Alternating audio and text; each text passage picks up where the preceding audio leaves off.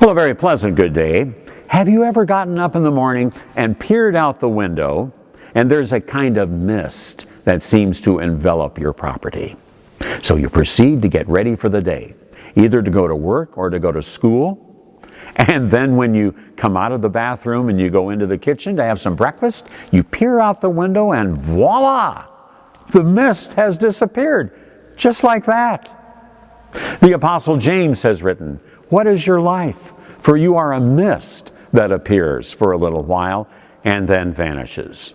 Moses wrote in Psalm 90, "The years of our life are 70, or even by reason of strength 80. Yet their span is but toil and trouble, and they are soon gone, and we fly away." Oh my goodness, we fly away. Oh, so teach us to number our days that we may get a heart of wisdom. So when you get up in the morning, you number another day, giving thanks for it, and realizing that yes, you are one day closer to eternity. I can remember as a teenager being a member of the Walther League, which was the youth organization of the LCMS at that time, and how much I enjoyed it. I remember graduation from high school. Yes, it was a while back, but I remember it. I remember going to college and then to seminary school.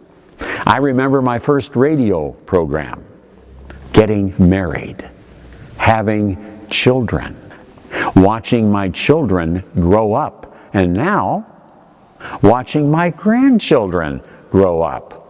So now what? What's next? The end?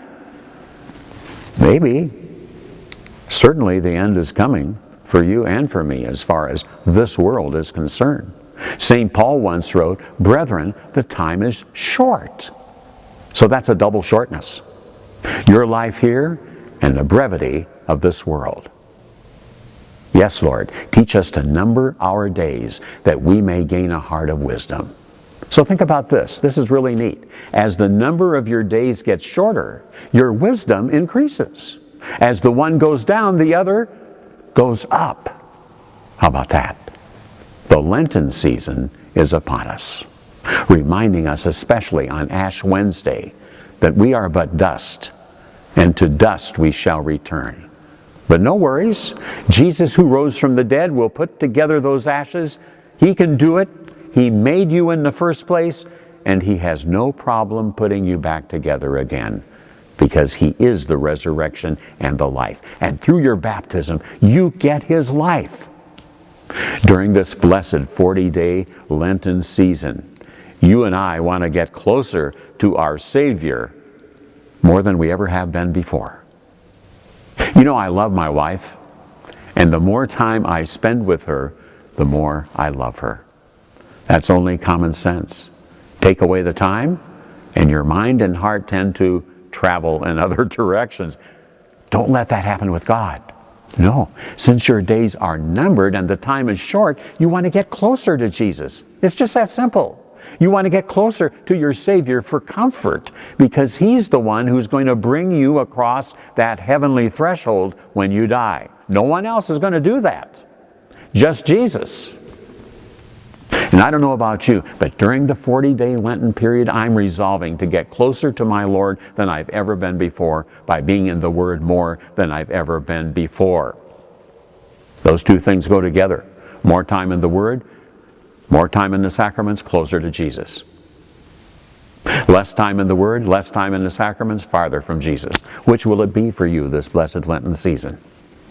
To really appreciate the wonderful, happy, joyous Easter celebration of the Lord's resurrection, that takes time.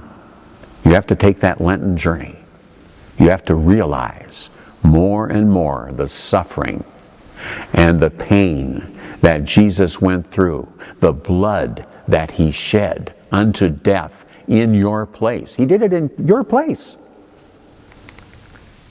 Indeed, as you take the journey, you get a heightened realization of what it took to get you into heaven. And when you see more and more what it took, then tears of great joy will be yours on Easter Day. So take the journey. I've decided that beginning on Ash Wednesday, I'm going to start numbering the days of Lent, and at the same time, numbering the days of my life. Who knows? My life may not last until the end of Lent, or it may last considerably longer.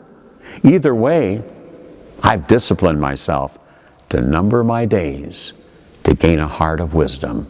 May I challenge you to do the same. Talk to you, God willing, next week.